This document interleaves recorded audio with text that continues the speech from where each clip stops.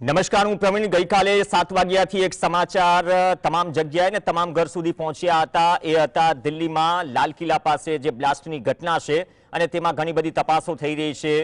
NIA થી લઈને NSG થી માંડીને તમામ એજન્સીઓ જોડાઈ છે, ઘણાની અટકાયત થઈ છે અને પૂછપરછનો દોર છે. એ તમામ વચ્ચે જ્યારે ગઈકાલે સાંજ થઈ તો એ કતલની રાત હતી બિહાર માટે, કેમ કે બિહાર પર સૌની નજર છે, ન માત્ર બિહારવાસીઓની પરંતુ સમગ્ર દેશની. કેમ કે બિહારમાં બિહારવાસીઓ શું જનાદેશ આપે છે એ સૌથી મહત્વનો છે.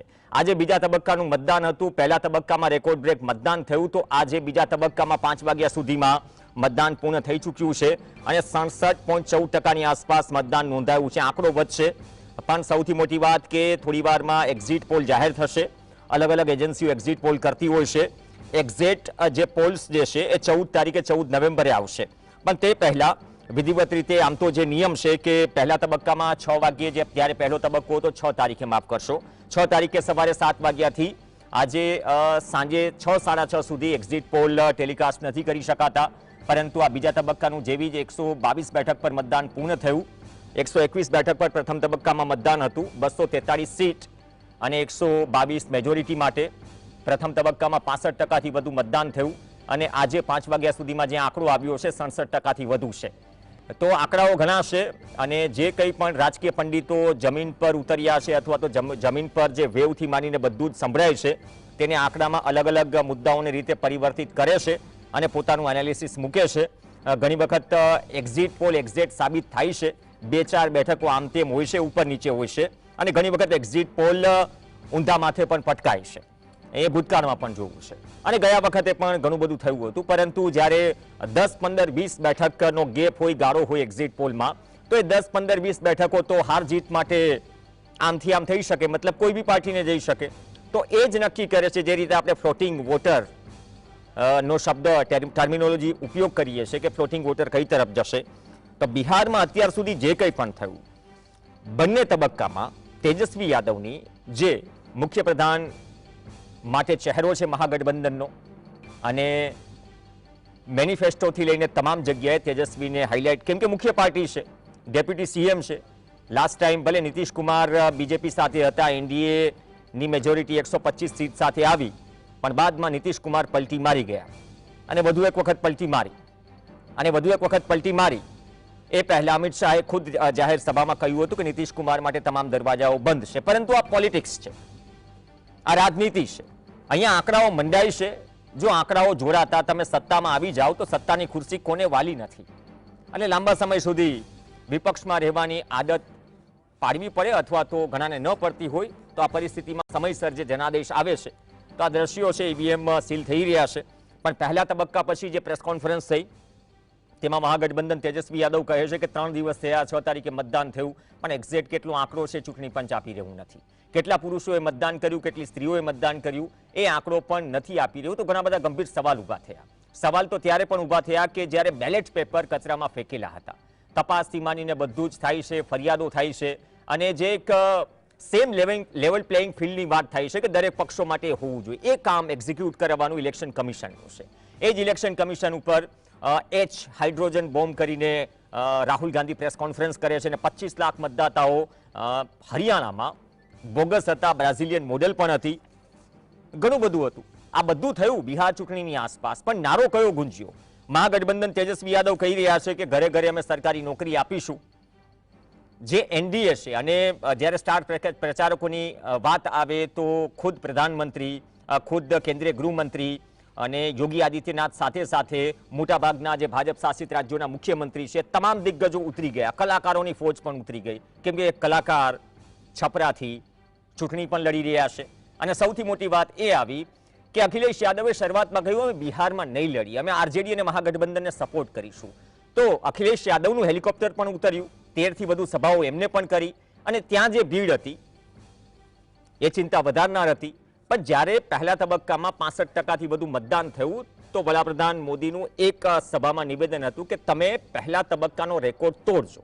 તો પહેલા તબક્કામાં રેકોર્ડ તૂટ્યો, પરંતુ 3 વાગ્યા સુધીના આંકડા 62%ની આસપાસ ભૂતકાળમાં હતા.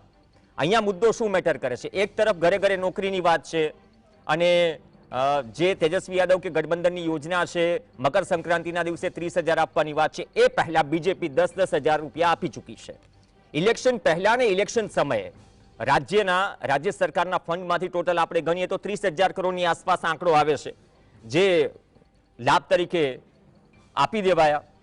તો રેવડીથી માંડી લાભાર્થીથી માંડી આ બધી જ સ્કીમો છે, છતાં જે ઘૂસણખોરી છે એનો મુદ્દો સતત ચર્ચામાં રહ્યો કે ઘૂસણખોરોને બહાર કરવા છે. પણ એ જ ઘૂસણખોરો જો બિહારમાં કે દેશના કોઈ પણ રાજ્યમાં હોય તો કદાચ જે સરકાર જે તે સત્તામાં છે એમની જવાબદારી છે.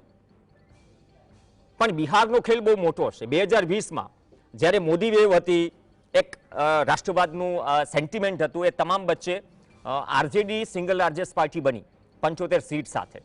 અને જ્યારે એક્ઝિટ પોલ આજે આવી રહ્યા છે, ટૂંક સમયમાં એક્ઝિટ પોલના આંકડા આવશે, પણ જરા ચર્ચા શરૂ કરતા પહેલા લાસ્ટ જે એક્ઝિટ પોલના આંકડા આવ્યા હતા એની એવરેજ કાઢીએ તો પોલ ઓફ પોલ્સ જેને કહેવાય છે તેમાં 108 એનડીએને મળી હતી, કેમ કે નીતિશ કુમાર ત્યારે પણ ચૂંટણી સમયે સાથે હતા, બાદમાં પલટી મારી ગયા. 108 એવરેજ જે છે, 108 બેઠકો એનડીએને મળવાનું અનુમાન હતું એક્ઝિટ પોલ પ્રમાણે. 2020ની વાત થઈ રહી છે, અને 125 બેઠક મહાગઠબંધનને અને 5 બેઠક એલજેપીને. પણ આ બધું જ એવરેજ કાઢતા સૌથી વધારે ઊંધા માથે પટકાયો એક્ઝિટ પોલ હતો એક્સિસમાં ઇન્ડિયા. તેમને 69 થી 91 બેઠકો આપી. આ ખાડો બહુ લાંબો છે, 69 થી 91, અને મહાગઠબંધનને આપી 139 થી 161. તો આ પૂરા આંકડા ઉલટ સુલટ થઈ ગયા. અને એ સિવાય એકાદ બે એક્ઝિટ પોલ એવા છે જે ઊંધા માટે પટકાયા છે, બાકી 10, 12, 15નો ગેપ છે. અને અત્યારની સ્થિતિએ બિહારમાં જે બદલાયું એ છે કે જે ચાચા ભતીજાની લડાઈ હતી એલજેપીમાં, પશુપતિનાથ અને ચિરાગ પાસવાન. લાસ્ટ ટાઈમમાં ચિરાગ પાસવાન એકલા લડ્યા, ઉપર એક એન્જિન સાથે હતું કેન્દ્ર સરકારમાં, વિધાનસભા અલગ લડે છે, તો જેડીયુ ડાઉન થાય છે, એમને એક જ સીટ મળે છે, પરંતુ આખી ખેલ બગડી જાય છે. આ વખતે ચિરાગ પાસવાન સાથે છે એનડીએના. બીજી તરફ જનસુરાજ પાર્ટી જે રોલમાં છે, જનસુરાજ પાર્ટી શું નીતિશ કુમારને ફાયદો પહોંચાડશે અને ભાજપ અને ગઠબંધનને શું બંનેને નુકસાન પહોંચાડશે, શું ગોઠવણ એ પ્રકારની છે. સીમાંચલમાં ઓવેસી જે 5 સીટનું નુકસાન કરી ગયા નંબર્સમાં, આમ તો વોટમાં તો છે 5 બેઠકો લઈ ગયા સીમાંચલમાં, કેમ કે નેપાળની સરહદ પર અને સીમાંચલ આ જે એરિયા છે ત્યાં મુસ્લિમ મતદારોનું પ્રભુત્વ છે. અને ભલે આપણે વિકાસ અને વાયદાઓના જે મીઠાઈની જેમ ઉપર ગમે તેટલા ભાષણોમાં વરખ ચડાવી દઈએ, પણ આ દેશની કડવી વાસ્તવિકતા એ છે કે આ દેશની રાજનીતિમાં જાતિવાદ એટલું હાવી છે, એમાં ભાગાકાર ગુણાકાર કરવો પણ એમાં કોઈ પાર્ટી બાકાત નથી. તો બિહારથી શું જનાદેશ જાય છે એ 14 તારીખે નક્કી થશે. પણ જે મુદ્દાઓ ચર્ચામાં રહ્યા એનું વિશ્લેષણ જરૂરી છે, કેમ કે રોજગારી પણ ચર્ચામાં હતો, પલાયન પણ ચર્ચામાં હતો. અને ઘણી વખત નેતા ચૂંટાઈ પછી 5 વર્ષ વિસ્તારમાંથી પલાયન કરી જાય, પછી ભલે પાંચા ચડાવીને પાક નુકસાનીના સર્વેમાં ઉતરે. વાસુદેવભાઈ પટેલ આપણી સાથે જોડાઈ ગયા છે, અને આપણે વાસુદેવભાઈ આપને જ પેલો સવાલ કરું. જે કંઈ પણ થયું છેલ્લા 1.5 મહિનાથી થઈ રહ્યું છે, ગઈકાલે દિલ્હી બ્લાસ્ટ થયો, અને આ દિલ્હી બ્લાસ્ટ વચ્ચે હવે પૂરા દેશની જો રાજકીય રીતે નજર હોય તો બિહાર ઉપર છે. આજે બીજો તબક્કો પૂર્ણ થયો, 67%થી વધુ મતદાન પ્રાથમિક 5 વાગ્યા સુધી છે. આંકડો તો વધશે, એક્ઝેક્ટ ક્યારે આવશે ઇલેક્શન કમિશન જાણે, એ સવાલો વિપક્ષ ઉઠાવી જ રહ્યું છે. પણ કઈ રીતે જોઈ રહ્યા છો અત્યાર સુધીના બિહાર ઇલેક્શનને, જે ચર્ચાઓ થઈ, જે મુદ્દા ચર્ચાયા, અને કેમ બહુ રાષ્ટ્રીય રાજનીતિમાં મેસેજ ઇમ્પોર્ટન્ટ જશે, નહીં જાય બિહારના રિઝલ્ટથી? પહેલી વાત તો એ છે કે ચૂંટણી પંચ માટે કેન્દ્ર સરકારે 2 કાયદા બનાવ્યા, નરેન્દ્રભાઈની સરકારે. એક કાયદો બનાવ્યો જેમાં સીજીઆઈને બાદ કરીને પોતાનો જ મંત્રી એટલે પોતે જ સીજીઆઈ નિમી શકે એવી વ્યવસ્થા કરી. અને બીજો કાયદો એ બનાવ્યો 23માં કે જે ચૂંટણી પંચના આયુક્ત છે એની સામે કોઈ કેસ નહીં થઈ શકે. એટલે ચૂંટણી પંચ પોતે નિમો, એને સેફ કર્યો. એને કારણે ચૂંટણીમાં જે મહાગડબડો થાય છે, ગડબડો નહીં મહાગડબડો થાય છે, free fair and transparent elections થતા જ નથી, થઈ રહ્યા નથી. હું હમણાં વિદેશ જઈને આવ્યો તો ત્યાંની જે ચૂંટણી પદ્ધતિ છે એમાં ક્યાંય આ પ્રકારનો કોઈ અણસાર નથી. એટલે ભારતની જે સ્થિતિ છે એમાં ચૂંટણી પંચ આમ સ્વાયત્ત કહેવાય છે. જેની નિમણૂક વડાપ્રધાન કરતા હોય, બરાબર, જેની ઉપર કેસ ના થઈ શકતો હોય, એ સ્વાયત્ત કેવી રીતે કહેવાય? આ પ્રક્રિયાઓ બધી ચાલી રહી છે. બે પ્રેસ કોન્ફરન્સ જે આવી રાહુલ ગાંધીની કે કોંગ્રેસની વોટ ચોરીના મુદ્દે, કેમ કે વોટ ચોરીનો મુદ્દો ચર્ચામાં હતો, યાત્રા પણ થઈ, અને પછી બાદમાં બિટવીન ધ ઇલેક્શન્સ હરિયાણાનું આવ્યું. અને જે ઇલેક્શન કમિશનનો જે જવાબ હતો, ઇલેક્શન કમિશનનો જવાબ એટલે એમ કહી રહ્યું છે કે રાહુલ ગાંધી કે વિપક્ષ એક કમ્પ્લેન ફાઇલ કરે, પણ જો કદાચ આટલું બધું મિસપ્લેસમેન્ટ હોય અથવા તો આટલું બધું તમને લાગે કે ધુપ્પલ ચાલી રહ્યું છે ઘણી વખત મતદાર યાદીથી માંડીને, જ્યાં કદાચ ભૂલ હોય ભૂલ થઈ શકે, પણ ડેટામાં આટલું બધું ધુપ્પલ ચાલતું હોય તો એ જે જવાબ મળે છે ઇલેક્શન કમિશનનો અને જે મેસેજ એક વોટ ચોરીનો છે એ સિવાય આક્ષેપ કરવો સહેલી વાત છે. આ તો પુરાવા સાથે પ્રેસ કોન્ફરન્સ કરી, તો એ મેસેજ જનતામાં શું જઈ રહ્યો છે? પોલિટિકલ પાર્ટીઝ તો બરાબર છે એની રીતે લઈ રહી છે. એટલે હું જનતા ઉપર જ આવતો હતો. એમાં એવું છે કે બિહારમાં જે પ્રમાણે વોટચોર ગદ્દી છોડ જે પ્રમાણે ચાલ્યું અને બિહારની જનતામાં નીચે સુધી આ ઉતર્યું છે. એટલે એક સમાચાર એવા પણ છે કે ભારતીય જનતા પાર્ટી એસ્કેપ કરી રહી છે આમાંથી, કે જો આમાં બિહારમાં જો આપણે જીતીશું તો વોટ ચોરનો સિક્કો પાકો થઈ જશે, એટલે બિહાર છોડી દો બિહાર, આવી પણ એક વાત આવે છે. એટલે જે ખરા અર્થમાં નિષ્પક્ષ જે ચૂંટણીઓ થવી જોઈએ, બધાને લેવલ જે ગ્રાઉન્ડ મળવું જોઈએ રમવા માટે, એ મળતું નથી. ઇટ્સ અ ફેક્ટ, આ હકીકત છે. એ હકીકતને તો ડિનાય કેવી રીતે થઈ શકે? અને ચૂંટણી પંચ જે રીતે જવાબો આપે છે એ જેને કહેવાય ને નફટાઈની હદ છે એમાં, કે માણસ કોઈ પણ આજે સ્વાયત્ત ઇન્સ્ટિટ્યૂટ નથી, આમ વ્યવસ્થા જેને આપણે વ્યવસ્થાની દ્રષ્ટિએ જોઈએ તો પણ એને દરજ્જો તો સ્વાયત્ત ઇન્સ્ટિટ્યૂટનો છે. એક સ્વાયત્ત ઇન્સ્ટિટ્યૂટનો વડાની શું જવાબદારી હોય એ તો એને ભાન નથી.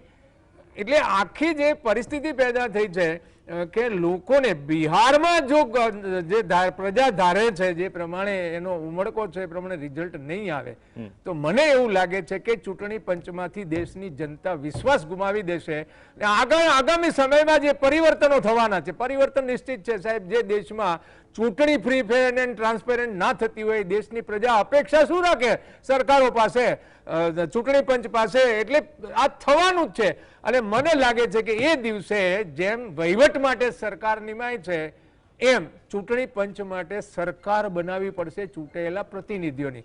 એટલે સ્વાભાવિક રીતે અત્યારે સીધું વિચારીએ તો સાંસદો 543 છે, એના 4 ભાગ કરી નાખે કે ભાઈ મેં 100 જણા છે કાયદો બનાવશે, 100 જણા સરકાર ચલાવશે, 100 જણા ચૂંટણીઓ કરાવશે અને 100 જણા છે આ ત્રણેયનું નિયમન કરશે. તો કુલ મળીને ચૂંટાયેલા લોકોથી સીધો કોઈ આયુક્ત બને ને તો એ સ્વાયત્ત રહે. પણ જેના માટે ચૂંટણીઓ કરાવાય છે સરકાર બનાવવા માટે, વડાપ્રધાનની નિમણૂક માટે, એ ચૂંટણીના મુખિયાની જો નિમણૂક જ એ કરતા હોય તો એ સ્વાભાવિક છે કે એમાં કોઈ દડો ટ્રાન્સપેરન્સી ફ્રી એક સિસ્ટમ બની જાય છે અને એ સિસ્ટમ પર જ્યારે ઘણા બધા સવાલો હોય તો સવાલનો જવાબ આપવા પણ આપણે બંધાયા રહેવું પડે. સત્તામાં કોઈ પણ હોય ને કદાચ જે ઇન્ડિપેન્ડન્ટ બોડી જે છે જનતાની બોડી, આમ તો લોકશાહી છે જનતાની બોડી, જ્ઞાનેશ કુમાર અને જે જ્ઞાન પીરસાઈ રહ્યું છે.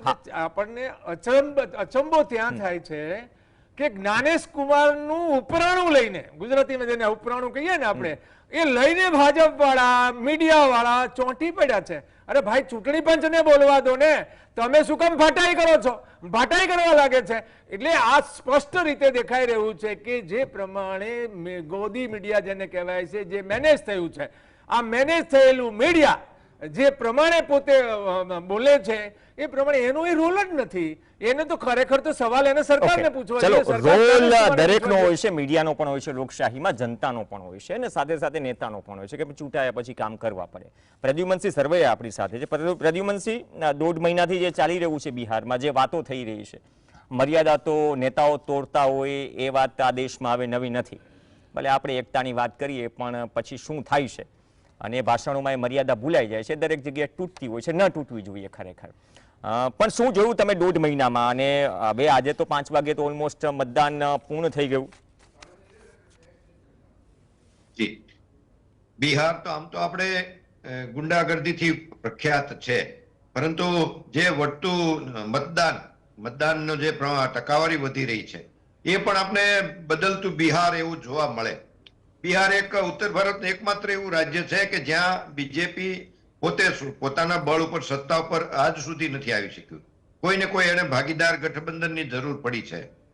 અને બિહાર એક એવું સ્ટેટ છે કે ત્યાં ના તો હિન્દુ રાષ્ટ્ર ચાલે છે કે ના કોઈ મંડળ કમંડળ કે જે કોઈ એવી યોજનાઓ, માત્ર જાતિવાદ, લોકલ સ્થાનિક મૂળ, સ્થાનિક પ્રશ્નો અને ગુંડાગીરી અને રણનીતિ આ માત્ર ચૂંટણી જીતવા માટેનો મેઇન કારણ હોય છે. અને 1.5 મહિનામાં આપણે બધું જ જોઈ લીધું.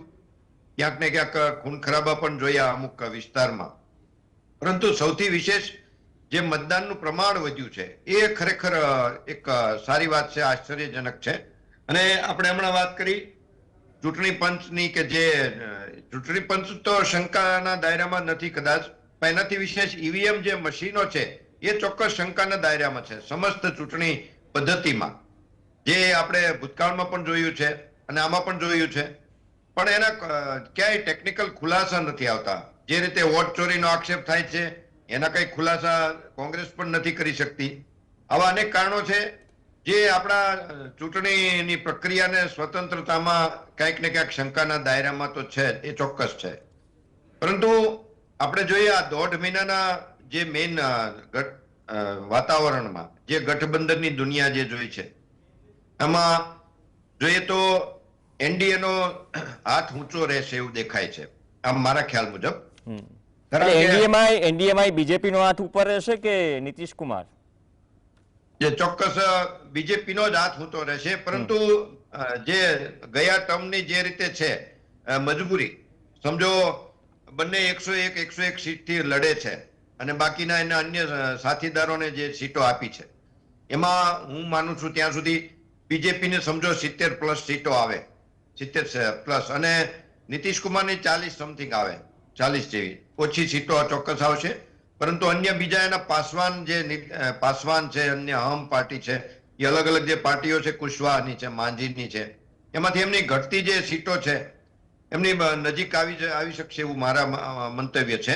લાસ્ટ ટાઈમ કરતા બીજેપી 10 સીટ ઓછી બેઠક પર લડી રહી છે ઓલરેડી, એટલે એ 10 તમે બીજેપી અને જેડીયુ ની વાત કરીએ છતાં એના જે ગઠબંધન મુજબ જોઈએ તો 123 સીટનો એને બહુમતી જોઈએ છે. હું માનું છું ત્યાં સુધી 125-30 સીટ એના ગઠબંધન સહિતના આવવાની મારી એક અંગત જોયું, એ રીતે સર્ચ કર્યું છે એ મુજબ એવી શક્યતાઓ છે. એના પણ કારણો છે. પરંતુ સામે જે તેજસ્વી યાદવને જોઈએ એ સૌથી વિશેષ, પોતે એકલા બળે ચૂંટણી લડી રહ્યા છે એમ કહી તો ચાલે. એના સાથી પક્ષોમાં આટલો દમ નથી કે ક્યાંક સંગઠન નથી. કોંગ્રેસ પણ વિખરાયેલું છે. કોંગ્રેસ 61 સીટમાં લડે છે અને તેજસ્વી યાદવ 143 સીટમાં લડે છે. એમાં 12 સીટો તો એવી છે કે ત્યાં સામાસામી પણ બંને પક્ષો લડે છે. એટલે તેજસ્વી ચોક્કસ જોર કરશે. નીતિશ કુમારથી વધારે સીટો તેજસ્વીને પણ મળશે, પરંતુ સત્તાથી દૂર રહેશે કદાચ. એના સાથી પક્ષોની જે મજબૂતી હોવી જોઈએ એ ત્યાં ઠોકર ખાશે કદાચ મારી કેલ્ક્યુલેશન મુજબ, જેને લીધે એનડીએ ફરીવાર રિપીટ પણ થાય. ગયા વખતનું, એક મિનિટ પ્રદ્યુમનસિંહ, ગયા વખતનું જે ઓવરઓલ પોલ ઓફ પોલ્સ છે એ છે કે 108 નું પ્રિડિક્શન કર્યું હતું પોલ ઓફ પોલ્સમાં. 108 એનડીએ ને જે આપણા એક્ઝિટ પોલ આવશે, એક્ઝિટ પોલમાં વિવિધ એજન્સીઓનો કદાચ તાળો મેળવે તો 108 સીટ તેમાં એનડીએને આપી રહ્યા હતા, 125 સીટ મહાગઠબંધનને આપી રહ્યા હતા. અને એકચ્યુઅલ જે હતો ફિગર, જે એક્ઝિટ પોલ આવ્યા 125 એનડીએ અને 110 મહાગઠબંધન અને અધર્સ 6, એલજીપી 1, એટલે 7 બેઠક એ થઈ ગઈ. હવે આ પરિસ્થિતિમાં માત્ર 12,000 વોટ હતા જે મહાગઠબંધન અને એનડીએ વચ્ચે સરકારમાં કોણ બેસશે તે નક્કી કરવા માટે માત્ર 12,000 વોટનો ડિફરન્સ હતો. હું એટલા માટે 2020ની યાદ દેવડાવું છું કે ત્યારે કદાચ મહાગઠબંધન કે આરજેડીના પક્ષમાં એટલો કોઈ માહોલ નહોતો, પણ એક નોકરીનો મુદ્દો, જે 10 લાખ નોકરીઓનો વાયદો કર્યો, આ વખતે તો ઘરે ઘરે નોકરી આપવાની વાત છે, તો એ શું અસર કરશે? કેમ કે તેજસ્વી યાદવ આ વખતે કદાચ જે માર્ક કર્યું તો માત્ર ટી શર્ટમાં જોવા મળી રહ્યા છે. આપણે જે ઝેન્ઝી વાત કરીએ છીએ, યુવાઓને જે ટાર્ગેટ કરવાની વાત છે, અને રોજગાર સૌથી મોટો મુદ્દો છે, ન માત્ર બિહારમાં, ગુજરાતમાં પણ છે. નોકરીઓ, મતલબ કે તમે ભણેલા ગણેલા છો અને શિક્ષકની ભરતી, અલગ અલગ ભરતીઓ સમયસર થતી નથી, રાહ જોવી પડે, ઘણી વખત શિક્ષણ મંત્રી પણ બદલાઈ જાય, અને પલાયનનો મુદ્દો છે. શું આ બે મુદ્દા હિટ કરશે? કેમ કે મહિલાઓનો ઝુકાવ જો જેડીયુ કે નીતિશ કુમારના વિશ્વસનીય ફેસ પર હોય તો શું આ વખતે ટેક્ટિકલી એ યંગસ્ટર્સ ઉપર વધારે ફોકસ કર્યું છે અને એટલા માટે શું આ નોકરીવાળો મુદ્દો નીચે સુધી જતો રહ્યો છે? કેમ કે સામે કટ્ટા અને ઘૂસણખોરો આ બે શબ્દો વધારે સંભળાય છે. શીર્ષસ્થ નેતૃત્વ બીજેપીનું છે એ રેલીઓમાં, અને જંગલરાજ. સરકારી નોકરીની વાત છે ચોક્કસ, પરંતુ પ્રજામાં એટલો વિશ્વસનીય એ મુદ્દો ચાલશે નહીં, કેમ કે દરેક ઘર દીઠ એક નોકરી એ તો ઇમ્પોસિબલ વસ્તુ છે. અને હવે બિહારનો મતદાર પણ સમજી ગયો હશે કે આ ઇમ્પોસિબલ વસ્તુ છે. અને સાથે સમજો 143 સીટમાં આરજેડી તેજસ્વી યાદવ લડે છે, પરંતુ હું માનું છું ત્યાં સુધી એને 70 આસપાસ 75 સીટો કદાચ આવે, પણ એના સાથીદારો નબળા છે, એની જે રણનીતિ નબળી છે. જે રીતે નરેન્દ્ર મોદીને એના જે સ્ટાર પ્રચારકો જે રીતે રણનીતિથી કામ કરી રહ્યા છે, અને સામે આપણે ગયા ચૂંટણીમાં જોઈએ તો 5% વોટિંગ વધારે થયું હતું, જેનો ફાયદો નીતિશ કુમારને થયો હતો. નીતિશ કુમાર રિપીટ થયા હતા અને ત્યારે નીતિશ કુમારનું કદ ઘટ્યું હતું, નીતિશ કુમારની બેઠકો ઘટી હતી. મેં એટલા માટે જ પૂછ્યું કે આ વખતે એનડીએમાંથી સૌથી વધારે સીટ કોને મળશે, નીતિશ કુમાર કે બીજેપી? કેમ કે આ વખતે ભલે આપણે ચિરાગ પાસવાનની વાત કરીએ કે પેલા લાસ્ટ ટાઈમ ચિરાગ પાસવાનનો ઉપયોગ જે વાત કરી વાસુદેવ અહીંથી જ વાત આગળ વધારીએ, જે રણનીતિની વાત થઈ. ચિરાગ પાસવાન ખુદ અલગ લડ્યા, વોટ કટવાનું વિરુદ્ધ મળ્યું, બીજેપીને ફાયદો થયો. નીતિશ કુમારનું કદ નંબર્સ પ્રમાણે ઘટ્યું, ભલે સીએમ બનાવવા પડ્યા, બન્યા. પણ આ વખતે ટીલ લેટ એક તો પ્રેસ કોન્ફરન્સના શબ્દો ચાલતા હતા જ્યારે મેનિફેસ્ટો લોન્ચ થયો, 1.5 મિનિટમાં ફોટો સેશન કરીને બધું જ જેપી નડ્ડાથી માંડી નીતિશ કુમારથી માંડીને રવાના થયા. એવું જ કંઈક હતું, 1.5 મિનિટ આસપાસ, 2 મિનિટ આસપાસ. મહાગઠબંધનનો તો ફેસ ડિક્લેર થઈ ગયો. એનડીએનો ફેસ કોણ ઓફિશિયલી એ ડિક્લેર કેમ ન થયું, ડિલે થયું, કેમ ન કરવામાં આવ્યું? શું એ મેસેજની અસર બિહારના મતદાતાઓ લેશે? એ મેસેજ કઈ રીતે ગયો, તમે જે રીતે આંકલન કરી રહ્યા છો? એમાં એમ જે નીતિશ કુમારને ચૂંટણીમાં ચહેરો બનાવ્યો, પણ એમને જ મુખ્યમંત્રી બનાવ્યા છે એવું ડિક્લેર થયું છેલ્લા સમય સુધી ના થયું. નીતિશ કુમારનો કોર વોટર 2 છે, એક એના કુર્મીઓ છે અને બીજો કોર વોટર છે અતિ પીછડો વર્ગ. એટલે જ્યાં નીતિશ કુમાર છે ત્યાં તો કુર્મીઓનો અતિ પીછડા છે એની સાથે રહેશે, પણ કુર્મીનો જે વોટ છે એવું કહેવાય છે, એવું સંભળાય છે કે એના જે કુર્મીના જે વોટ છે એ વોટ ટ્રાન્સફર થઈ જશે, બીજેપીને નહીં મળે. એટલે શું થાય કે જે સીટો છે એ મારી સર્વે સાહેબની ગણતરી ઊંધી છે. તમે સીધી ભાષામાં એમ કહો છો ગઠબંધન છે એનડીએનું, બીજેપી અને જેડીયુ પ્રમુખ પાર્ટીઓ છે. તમે કહ્યું કે ફેસ ડિક્લેર ન થયો તો જ્યાં મ્યુચ્યુઅલ અન્ડરસ્ટેન્ડિંગથી ગઠબંધનમાં બીજેપીનો ઉમેદવાર છે ત્યાં જેડીયુનો વોટ બીજેપીને નહીં જાય, નહીં પડે, નહીં પડે. એનું કારણ છે કે જે લોકો જેડીયુમાં જે લોકો છે એ લોકો નીતિશ કુમારને જ મુખ્યમંત્રીને બિહારથી બહારનો, એટલે બિહારની જે પાર્ટીઓ છે, એટલે એમ કે નેશનલ પક્ષને જરા બિહારમાં અછૂત ગણવામાં આવે છે એવી સ્થિતિ છે. એટલે ભારતીય જનતા પાર્ટી એટલે તો પોતે ક્યારે પોતાના આપબળે ત્યાં સુધી પહોંચી જ નથી શકી ને બિહારમાં. એટલે બિહારમાં જે સ્થિતિ પેદા થવાની છે, મારી ગણતરી ઊંધી છે કે બીજેપી કરતા જેડીયુ આગળ હશે અને બહુમતી સુધી પહોંચવાની મને સંભાવના એટલે માટે નથી લાગતી કે જે પ્રમાણે બિહારમાં મેસેજ ચાલે છે ચાચા ભતીજાનો, પેલા નહીં આ બાજુ વાળા ગઠબંધન વાળા. ચલો એ કોણ ચાચા ભતીજા આપણે થોડું ડિટેલમાં વાત કરીશું. હેડલાઇન ઉપર એક નજર કરી લઈએ, કેમ કે ફટાફટ હમણાં એક્ઝિટ પોલના આંકડા પણ 6 ને 30 આવશે તો તેના પર પણ નજર કરીશું કે એક્ઝિટ પોલમાં કોણ કેટલી. Welcome back. એક્ઝિટ પોલ ગણતરીની મિનિટોમાં ધીમે ધીમે શરૂ થશે અલગ અલગ એજન્સીઓના, અને એજન્સી કયા મુદ્દાઓના આધારે જે સેમ્પલ સાઇઝ છે અલગ અલગ હોય છે, મુદ્દાઓ અલગ અલગ હોય છે, અલગ અલગ વર્ગના લોકો સાથે, અલગ અલગ એજ કેટેગરીના લોકો સાથે જે વાતચીત કરે છે જમીન પર, ઘણી વખત ઓફિસમાં પણ બનતા હોય છે, એવા આક્ષેપ પણ લાગ્યા છે. પણ એક્ઝિટ પોલ કેટલા એક્ઝિટ સાબિત થાય છે, એક્ઝેક્ટ સાબિત થાય છે 14 ખબર પડશે. ટેલી પણ આવશે અને આ ટેલી છે, આમ તો હજુ ગણતરી શરૂ નથી થઈ એટલે 0-0 લાગશે. પણ 243 સીટ માટેનો આ જંગ અને 122 માટેની ફાઇટ કે કોને મેજોરિટી મળે છે. 125 લાસ્ટ ટાઈમ એનડીએ જીત્યું હતું અને 125 સુધી પહોંચવા માટે દમખમ લગાવશે બધા જ, કેમ કે સત્તામાં પહોંચવા માટે 125નો આંકડો જરૂરી હોય છે. તો બિહારમાં ટૂંક સમયમાં જ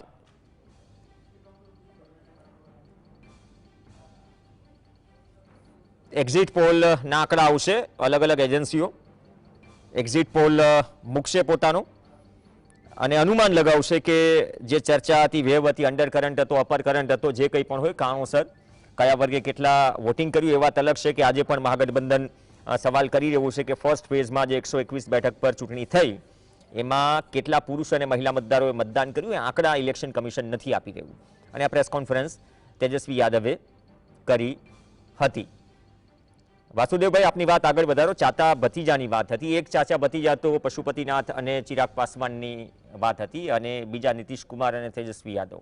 પણ એ ફેક્ટરને કઈ રીતે જોઈ રહ્યા છો? આ વખતે તો પહેલા થોડું લાગ્યું કે બાર્ગેનિંગ થશે એલજેપી દ્વારા, કેમ કે લોકસભામાં એ રોલ નિભાવ્યો અને બીજેપીમાંથી એનડીએ શીર્ષક આવ્યું કેમ કે પૂર્ણ મેજોરિટી બીજેપીને ન મળી. તો આ વખતે ફરી સાથે છે અને બીજી તરફ જનસુરાજ પાર્ટી એ થોડી અલગ છે, પણ એ કોને ફાયદો નુકસાન કરશે એના દાખલા પણ મંડાઈ રહ્યા છે. એટલે એ જે ચિરાગ વાળી જે ચાચા ભતીજાની જોડી છે એમાં થયું છે કે જેડીયુને નુકસાન ચિરાગ પાસવાને ગઈ ચૂંટણીમાં કર્યું અને એની સીટો 43 નીચે 45 સુધી આવી ગઈ.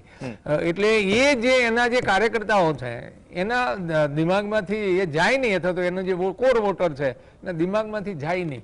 એટલે એનડીએમાં આવા ઘણા મુદ્દા છે કે જેની ઉપર, જેમ કે નીતિશ કુમારને મુખ્યમંત્રી તરીકે જાહેર ના કર્યા, એ સિવાય એની પોતાની ઘણી બધી મુદ્દાઓ ઉપર ક્રોસિંગ થતા હોય છે. જ્યારે પહેલામાં તો શું છે કે લગભગ વન મેન શો જેવું છે. ક્લિયર છે મેસેજ કે તેજસ્વી યાદવ અને તેજસ્વી યાદવને ડેપ્યુટી ચીફ મિનિસ્ટર તરીકે લોકોએ જોયો છે, એના કામો જોયા છે. એટલે કુલ મળીને જે બંનેની જે સ્થિતિ છે એ સ્થિતિ. અને બીજું એવું છે કે એક વાત તો ચોક્કસ કે નીતિશ કુમાર અને લાલુ પ્રસાદના જે બંને મિત્રોના જે એના સંબંધો છે એ સંબંધો જ્યારે ઉપયોગ કરવાનો હોય ત્યારે કરી જ લેતા હોય છે. રાજનીતિ અલગ વિષય છે. એટલે મને એવું લાગે છે કે ઓવરઓલ જે પરિસ્થિતિ સર્જાણી છે એમાં પરિસ્થિતિમાં ફાવટમાં છે મહાગઠબંધન છે. બીજું, ભારતીય જનતા પાર્ટી પાસે ઇલેક્શનનો ક્યારેય કોઈ મુદ્દો હોતો જ નથી. બિહારમાં એમનો જે રાષ્ટ્રવાદીનો જે મુદ્દો છે અથવા તો બાકીના જે મુદ્દા છે રામ મંદિર આ તે વગેરે એ બિહારમાં ચાલતા નથી. એટલે ભારતીય જનતા પાર્ટી કદાચ સ્પેશિયલ ટ્રેનો ચાલે છે ને એવી વાત પાછું કપિલ સિબ્બલે પણ એક રેલવેને, ઇન્ડિયન રેલવેને એ હવે તો એ દેશમાં પ્રૂવ થઈ ગયું સાહેબ કે ભારતીય જનતા પાર્ટીના પ્લેટફોર્મ ઉપરથી જે બોલવામાં આવે છે એ લગભગ ગપ્પુ જ હોય છે. લોકો ઓફિશિયલ જે રેલવેનો જે જવાબ આવ્યો કે એ રિઝર્વ ટ્રેન હતી, રિઝર્વ નહોતી. હા, એટલે એવું અને રાત્રે નોટિફિકેશન આઈ થિંક જે કપિલ સિબ્બલ કહી રહ્યા હતા લેટ નાઇટ હતું અને સવારે ટ્રેન ગોઠવાઈ. પણ આવા મેસેજો છે ને જેમ નાના સુધી નીચેના માણસ સુધી જતા નથી હોતા. પણ એક મેસેજ જરૂર જતો રહ્યો છે કે આ લોકો જુમલામાં તો એમને કોઈ પહોંચે જ નહીં. એટલા માટે તો એમને જે 10,000 રૂપિયા પહેલા આપ્યા ને એ જુમલાનો જે એમને જે લાગેલી છે ને એ દૂર કરવા માટે છે. એટલે એ એવો ચોક્કસ પ્રયત્ન કરે. એટલે મેં કીધું ને બીજો પ્રયત્ન કદાચ બિહાર એસ્કેપ કરીને કરશે એવી પણ સંભાવના છે. 30,000 કરોડની વાત છે ઓવરઓલ બિફોર ઇલેક્શન અને ડ્યુરિંગ ઇલેક્શન જે જાહેર થયું. હા, તો આમાં તો શું છે સાહેબ કે આપણા હું એ જે આંકડાની વાત કરી રહ્યા છે અને એ બિહારની વાત કરીએ જે જમીન ટૂંકી છે અને મજૂરી માટે લોકો બહાર પલાયન કરે છે, એજ્યુકેશન માટે બહાર પલાયન કરે છે. અને એ જ બિહાર માટે જ્યારે 2015ના આપણે ભાષણો જોઈએ તો સ્પેશિયલ પેકેજની જે વાત હતી, સ્પેશિયલ પેકેજનો નારો તો હજુ ગુંજી જ રહ્યો છે. 2015માં તો બટ ઓબ્વિયસ નીતિશ કુમાર એનડીએમાં હતા પણ નહીં, લાલુ અને નીતિશ સાથે મળીને લડ્યા હતા. એકદમ પિક્ચર બદલાઈ ગયું હતું, આરજેડી રાખમાંથી ઊભી થઈ હતી. તો આ સ્પેશિયલ પેકેજ અથવા તો નીતિન ગડકરી જે 2020માં કહીને ગયા હતા કે અમેરિકા જેવા રોડ થઈ જશે, 2025માં અમેરિકા જેવા રોડની વાત થઈ રહી છે. બિહારમાં બદલાયું શું? એટલે તમે બિહારમાં કશું બદલાયું નથી.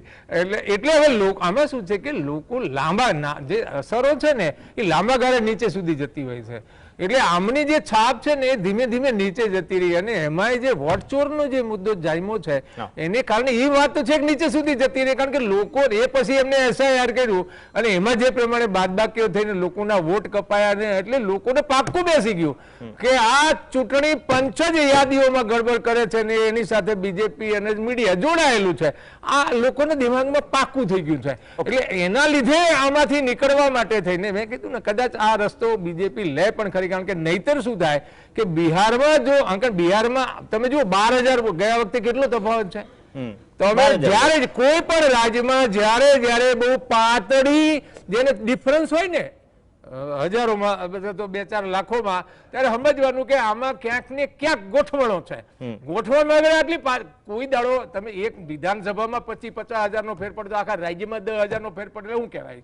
એટલે કુલ મળીને આ બધું ગણતરીથી ગોઠવાયેલું, અને એની સાથે સત્તા પક્ષ અને ચૂંટણી પંચ ભેગા મળીને કરે તો થાય ને, કે આટલી બધી ગોઠવણી કેવી રીતે ઓકે, પ્રદ્યુમનસિંહ, લોકોમાં હું આમ કહેતો નથી હું. નહીં, આ જે લોકોમાં પ્રદ્યુમનસિંહ, આજે સતત એક જમીન પરથી એવા મેસેજ આવે છે કે જ્યારે સેમ લેવલ પ્લેઇંગ ફિલ્ડ ના હોય, જે જરૂરી છે, તમે પણ ઇન્ડિપેન્ડન્ટ લડતા હોય તો તમને એટલી જ ફેસિલિટી મળવી જોઈએ, તમને પણ એ જ નિયમો લાગુ પડવા જોઈએ.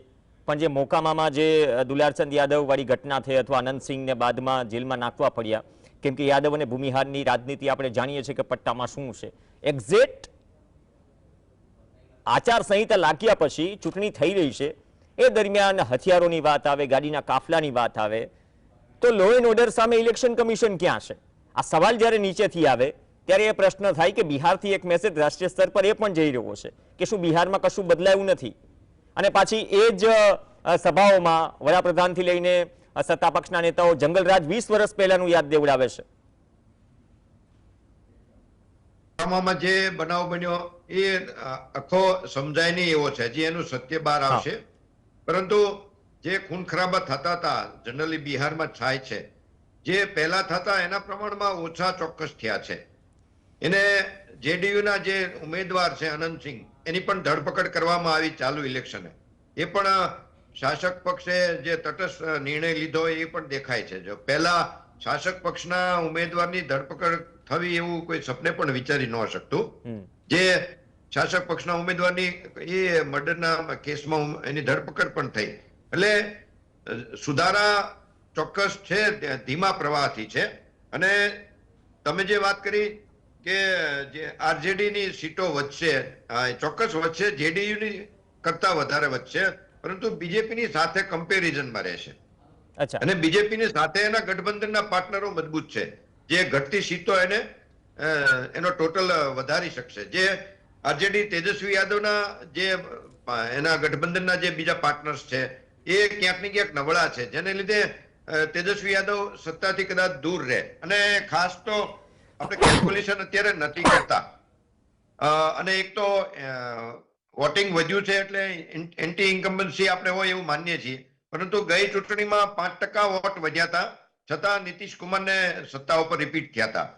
અને આ વખતે પણ એના ગયા વખત કરતા પણ 8 થી 9% વોટિંગ વધ્યું છે. એટલે એ સરવાળે ફાયદો જે મતદાર જાગૃત થયો છે એમ કઈ પણ ચાલે. તો એસઆઈઆર બિહારથી જ શરૂ થયું અને એ જ વિવાદોમાં રહ્યું.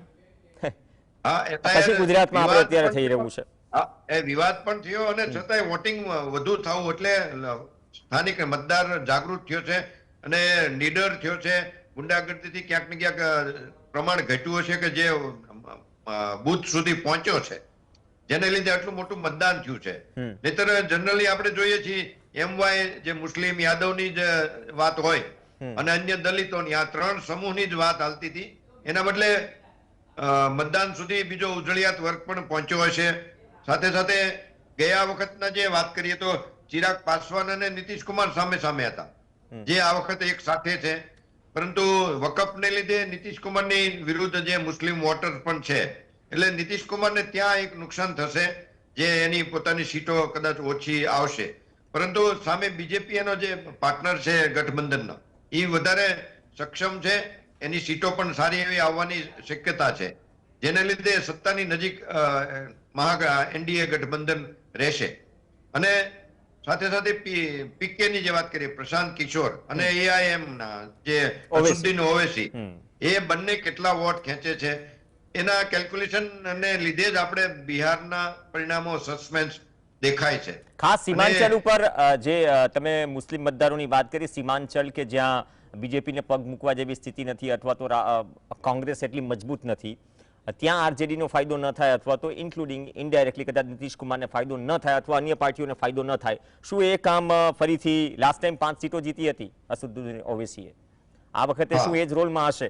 કેમ કે એક મહત્વની વાત એ પણ છે, ઓવૈસી સાથે જે તમે પ્રશાંત કિશોરની વાત કરી, આ પ્રશાંત કિશોરના જે ઉમેદવાર છે અથવા તો જે ઉમેદવારોના નામ કદાચ અત્યાર સુધી આવ્યા છે, 1.5-2 વર્ષ થયું, 6 મહિના પહેલા જે પરિસ્થિતિ ઊભી થઈ, એક એવી પણ ચર્ચા છે, થિયોરી, આપણે સ્ટેમ તો ન મારી શકીએ, કે જે રોલ બીજેપીના તરફી ચિરાગ પાસવાને 2020માં અદા કર્યો, એ જ રોલ શું નીતિશ કુમાર જે ઘટેલા હતા 2020માં, અંદર ખાને એનો અંતરાત્મા નીતિશ કુમારને ખબર છે કે જેડીયુ કેમ ઘટ્યું કદ, શું એ જ રોલ ચિરાગ પાસવાનની જેમ આ વખતે પીકેના રૂપમાં નીતિશ કુમારના ફેવરમાં છે? શું નીતિશ કુમાર ને આમાં ગેઇન થતો દેખાય છે અને પીકે કે જે મહાગઠબંધનને પણ નુકસાન કરશે અને ઇન્ડિપેન્ડન્ટલી બીજેપીને પણ નુકસાન કરશે?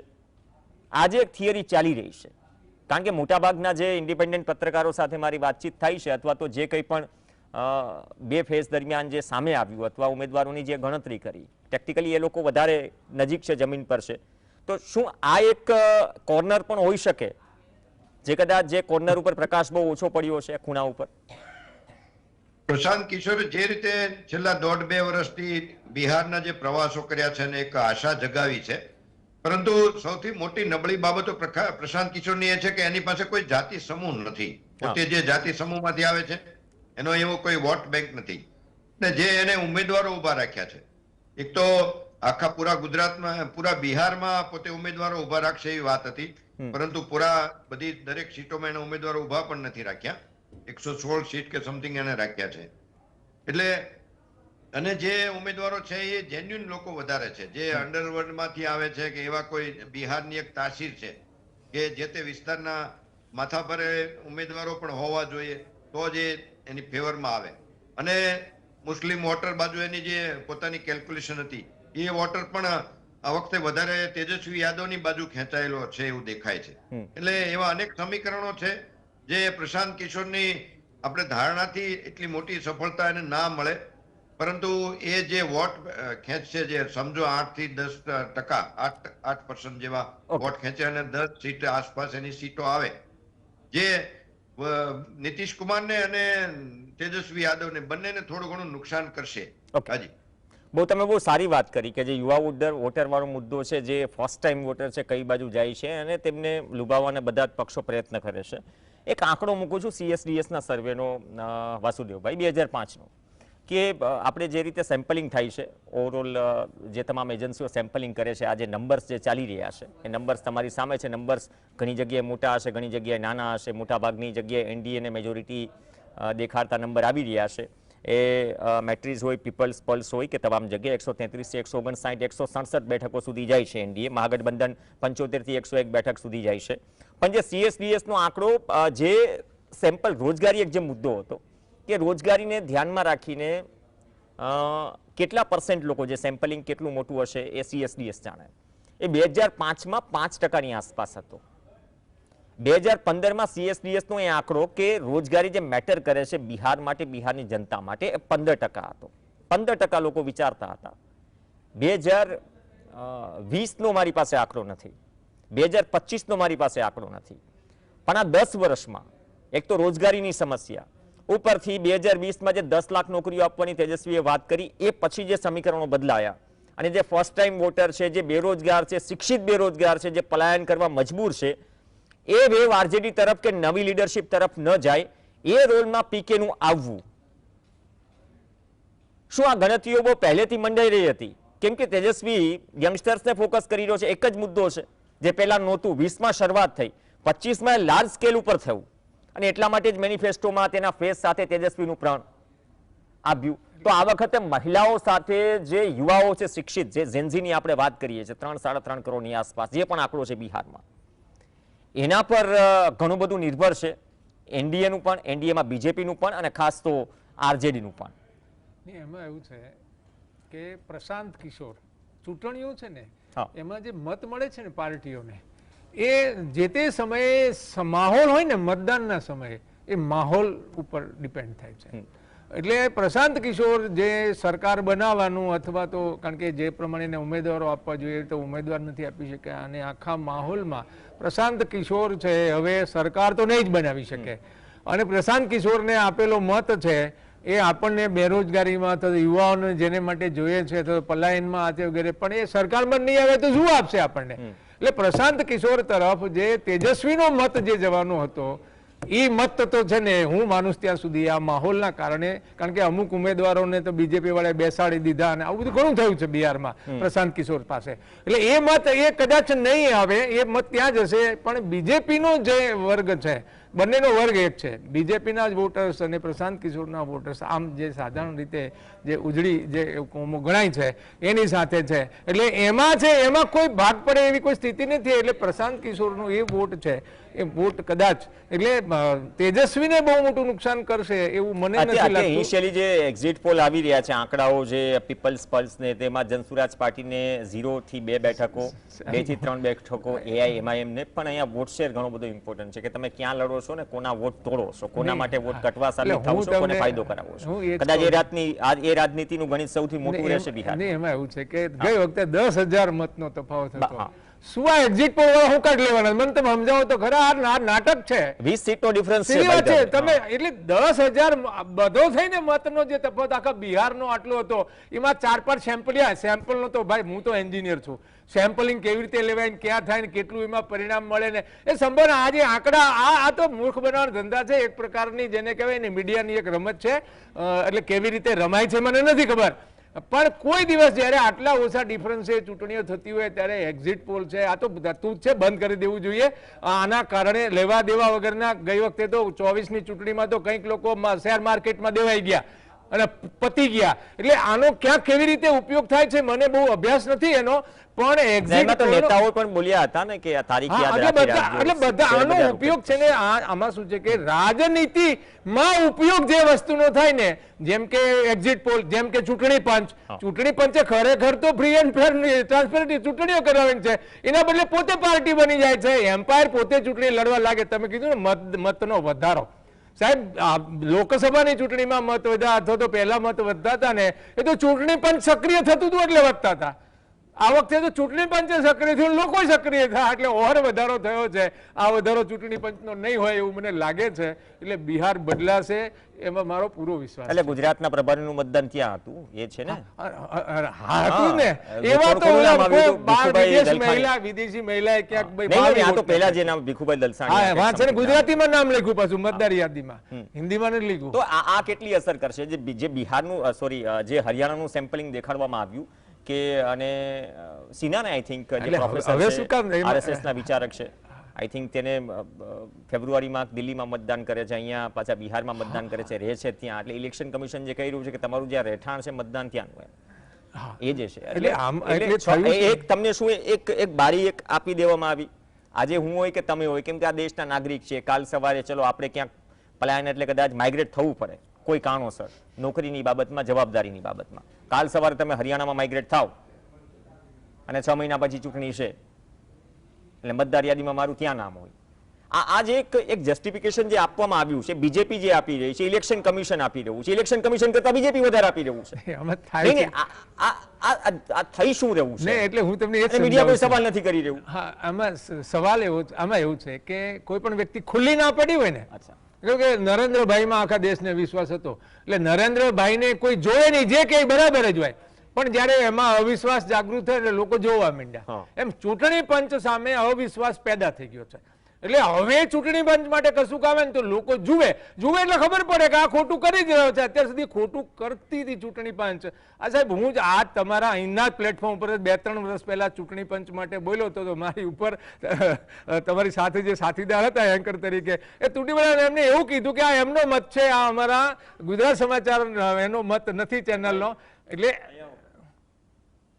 એટલે આખી જે ચૂંટણી જે છે એ ચૂંટણી પંચ ઉપર જે અવિશ્વાસ પેદા થયો છે એની ઉપર જે આક્ષેપ થશે લોકો માની તો નહીં લે, પણ એને તપાસશે ને તપાસશે એટલે સાચા નીકળવાના છે. એટલે આ જે પરિસ્થિતિ પેદા થઈ છે એમાં હવે લોકોને ચૂંટણી પંચ અને ભારતીય જનતા પાર્ટી મૂર્ખ નહીં બનાવી શકે એવું મારું માનવું છે, કારણ કે એ ખુલ્લા પડી ગયા છે. જેમાં જે ખુલ્લો પડે. આ સમય 15-20-10 વર્ષ પહેલા એવો એક સમય હતો કે કોંગ્રેસ ખુલ્લી પાડી દીધી હતી આ લોકોએ. સાચું ખોટું જે હોય આમાં એવું નથી હોતું, પણ લોકોને એમ લાગ્યું કે ભાઈ કોંગ્રેસની 10 વર્ષ જે સરકાર ચાલી ભ્રષ્ટાચારી આંકડા તો બધા ઓલા જ હતા, એમાં કોઈને 10 વર્ષમાં 11 વર્ષ સજા થઈ નથી, બધા બહાર નીકળી ગયા, બહાર પતી ગયા. પણ લોકોમાં જયારે અવિશ્વાસ પેદા થાય છે ત્યારે એ ઝીણું કાંતે છે. છે ત્યારે જુએ છે કે ખરેખર શું સાચું થાય છે, ખરેખર શું સાચું થાય છે, અને બદલવાનો પ્રયત્ન થાય છે. એટલે આ બદલવાનો પ્રયત્ન ભાજપે તો કરવાનો પ્રયત્ન કર્યો 10,000 આપીને કે અમે બોલીએ કરીએ છીએ એવું સાબિત એટલા માટે જ કર્યું છે. ચૂંટણી જીતાય ન જીતાય જુદી વાત છે. એમ ચૂંટણી પંચ પણ કદાચ બિહારમાં આ દિશામાં જાય તો સારું, બાકી ઓછા તફાવત સમજાવો કે બિહારમાં 1 લાખ મતના તફાવતથી એનડીએ જો ગઠબંધન છે જો હશે તો સમજવાનું કે હજુ એ સુધરવાનું નામ લેતું નથી. ઓકે, બહુ સારું. એ ટકોર નહોતી કરી વાસુદેવભાઈ. એમાં એવું હતું કદાચ આ મંચ ઉપર એ દરેક રાજકીય પક્ષના નેતાઓ ઇન્ડિપેન્ડન્ટ તરીકે તમે કોઈ પણ રાજકીય વિશ્લેષકો પોતાનો મત મૂકે છે. દરેકનો મત અલગ અલગ હોય છે અને આ દેશમાં વિચાર મૂકવાનો દરેકને અધિકાર છે. અને અહીંયા ઘણી વખત એવું થાય કે માધ્યમ તરીકે જે પ્લેટફોર્મ ઉપર બોલાય છે, ઘણી વખત પરિસ્થિતિ એવી હોય કોઈને ગમે ન ગમે પણ એક ડેકોરમ જળવાઈ જાય એવો પ્રયાસ અમે કરીએ છીએ કંઈથી. કેમ કે અહીંયા સવાલ કરવાનો, પોતાનો મત મૂકવાનો દરેકનો અધિકાર છે. દરેકનો વ્યક્તિગત મત હોય છે અને દરેકનો વ્યક્તિગત મત અલગ અલગ હોય છે. અહીંયા કદાચ સત્તા પક્ષના વિપક્ષના પ્રવક્તા બેઠા હોય તો એનો મત પણ અલગ હોય. પણ હા, ઘણી વખત એવું થાય કે અમુક જે શબ્દો છે કદાચ જાહેર મંચ પરથી ન બોલાવો જોઈએ તો એને કંડમ કરવાની જવાબદારી પણ જે તે પત્રકારની હોય છે, અહીંયા બેઠા હોય છે. અને એમાં કદાચ કોઈ સત્તા પક્ષ કે વિપક્ષ કે ઇન્ડિપેન્ડન્ટ પણ નારાજ ન હોઈ શકે, પણ આ વાત મૂકવાની વાત છે ને આ અધિકાર છે. આમાં થોડું ખોટું લાગે તો બે રોટલા વધારે ખાઈ લેવા. પ્રદ્યુમનસિંહ આપણી સાથે છે. પ્રદ્યુમનસિંહ, આ મોટાભાગના એક્ઝિટ પોલમાં એનડીએ સરકાર બનાવતી દેખાય છે અત્યારે આમ સાંજના સમયે. એટલે એક્ઝિટ પોલ પ્રમાણે પણ જે ગાળો હોય છે દર વખતે 20, 25, 30 નો હોય છે અને એ ગાળો ઇનફ હોય છે કોઈને સત્તામાં બેસવા માટે, કોઈને વિપક્ષમાં રહેવા માટે. અને જે માર્જિન લાસ્ટ ટાઈમ આવ્યા 15 સીટમાં, ઘણી વખત તો 8-8, 9-9, 10-10 વાગ્યે, કેમ કે એક રીઝન એવું પણ છે ને કે તમે સિગ્નેચર કરીને આપો, બાદમાં રિઝલ્ટ ડિક્લેર થાય ફાઇનલી. એટલે ઘણી બધી એવી સીટ હતી કે બહુ મોડે સુધી ગણતરીનું ફાઇનલ પરિણામ ન આવ્યું. ખુદ તેજસ્વી યાદવે કહ્યું કે મારું ઓલમોસ્ટ 8, 8:30 કે 9 વાગ્યા સુધી એ આપવામાં આવ્યું. તો આ બધી જ પરિસ્થિતિઓમાં નેક ટુ નેક જે માર્જિન વાળી સીટો છે, જે ગઈ વખતે 5 વર્ષ પહેલા આક્ષેપો થયા અથવા તે બે પ્રક્રિયાઓ સામે આવી હતી, શું એ પ્રક્રિયાઓ ફરીથી આવવાનો અવકાશ છે અથવા તો ડિસ્ટન્સ એટલું મોટું હશે કે કદાચ એ નોબત નહીં આવે? એક્ઝિટ પોલ આપણે હજી હમણાં ડિક્લેર ના થયો ત્યારે જ વાત મેં પણ કરી હતી કે 130 આસપાસ સીટ એનડીએ ની આવે. આપણે એક્ઝિટ પોલ પછી આપણે ઓન સ્ક્રીન આવ્યો. હવે એક્ઝિટ પોલ જે છેલ્લા 1 મહિનાની મહેનત હશે જે તે બધા કંપનીઓની જે અલગ અલગ મીડિયાઓની છે, એટલે ચોક્કસ એની મહેનતને ફિલ્ડ ઉપર જઈને જે એમની અટકળોથી કરે છે. આપણે એક્ઝિટ પોલ ઘણીવાર ખોટા પણ પડ્યા છે, ખાસ તો હમણાં લાસ્ટ ટાઈમ સંસદની ચૂંટણીમાં ખોટા પડ્યા હતા. નહીં, બિહારમાં 2020માં એક્સિસ માય ઇન્ડિયા નો આંકડો હતો એક્ઝિટ પોલનો. એનડીએ ને આપી હતી 69 થી 91 સીટ અને મહાગઠબંધનને 161 સીટ સુધી આપી હતી.